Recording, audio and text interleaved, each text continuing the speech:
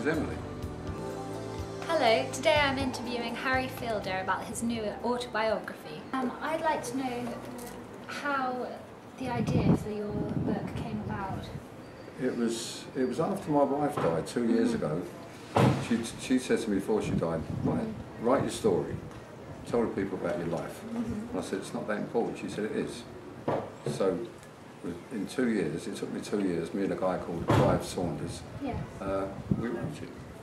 And now it's on sale. And it's good. Fantastic.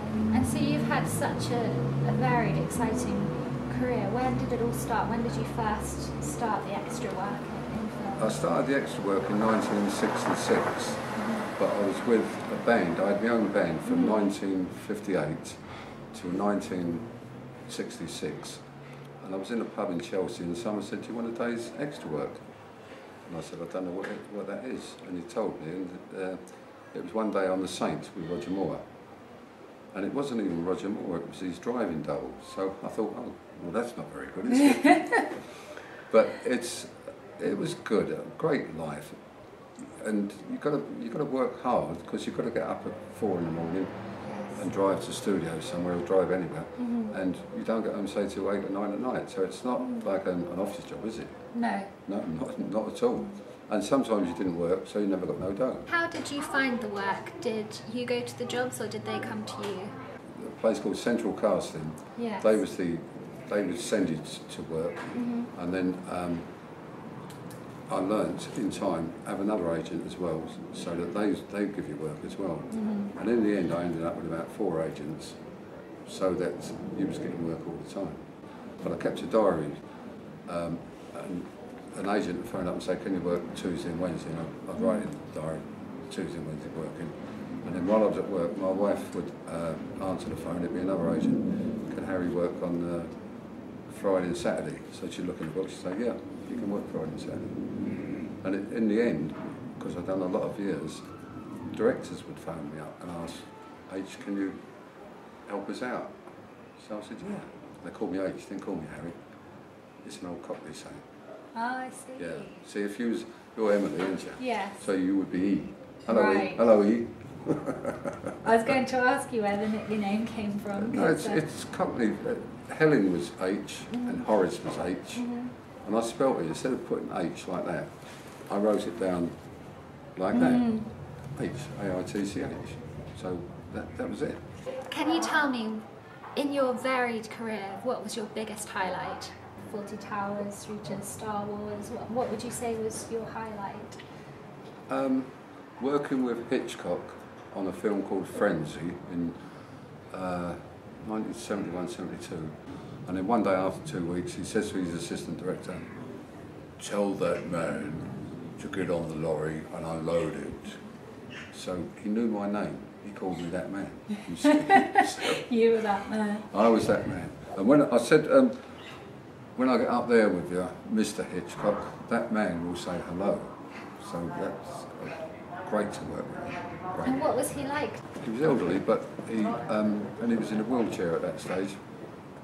But he thought that I'd worked with Alfred Hitchcock. I mean, that's a big buzz. That is a big buzz.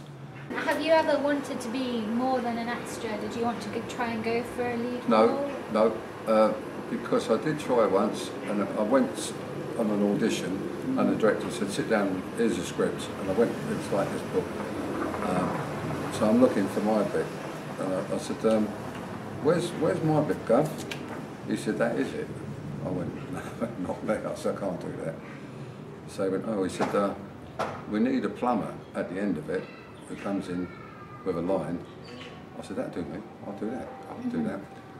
And the line was, hello, missus, I've come to look at your pipes. I mean, it's not a good line, was it? But it made me laugh. But I've done lots of bit parts. I was an extra bit part. Yes. And I worked with guys like Rod Steiger, and I had to say lines to it. So that's a bit better than extra, isn't it? And how did the lead actors respond to you? Did you get to know some of them? I worked with Tony Curtis for nearly a year. Nice guy. Who else? Robert Mitchum. There's so many big names. But you go to work in the morning, and because I was well known by then, when you get there, the director or the assistant director say, H, there's a couple of lines here to say. So, yep, okay. It wasn't hard because it was 2 lines. But if it was a page, oh no, I was lost. I was lost. But I'd done a kids show I went for one day in 1982. It's called CBTV, Thames Television. And I was going one day as a security guard, but I was a bit dumb, a bit dopey. And the director said, can you say a line for us, H? I said, yeah, of course, and I've done it. And they said, that was good. Do you want to come back next week? I said, yeah. So after a month, they said, do you want to sign a contract? I said, why? For 3 years. And how did that compare to the extra work actually presenting? Did you enjoy that more or less? The same. Yeah. Because the idea, if you go on a job, I mean, there's some jobs that you wish you hadn't been on there, rubbish jobs. Good job we use that word, rubbish. And you think, oh, I don't want to be here. But you've got to be there. But I had a wife and 3 kids. You've got to go out every week and get a living. Yes. So that's what it was about, getting a living. And what would you say to someone who's thinking about following in your footsteps? Would you recommend? Do it. It's quieter now. I mean, BBC and places like that have stopped doing... I worked at the BBC for 30 odd years.